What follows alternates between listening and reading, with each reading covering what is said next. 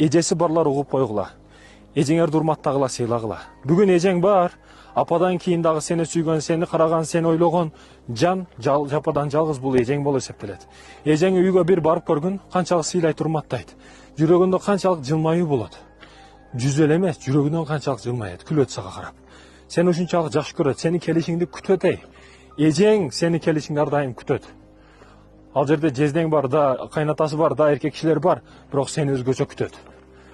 Чындап жигары, чындап бир курсакта жаткан сенден башка ким карайт эжеңе? Ошондуктан айтарым, эжеси барларга эскертүү, эжеңерди урматтагыла, сыйлагыла.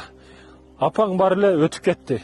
Апаңдын аманаты сага бул эжең болуп эсептелет. Эсиңе кел, урматтуу эркектер, эжеңди урматтагын, сыйлагын. Ушундай жерлерде айылды карасаңыз, өзгөчө жерде жайгашкан айылдардын бири Аллах Таала керемет кылып жаратып койгон. Машалла.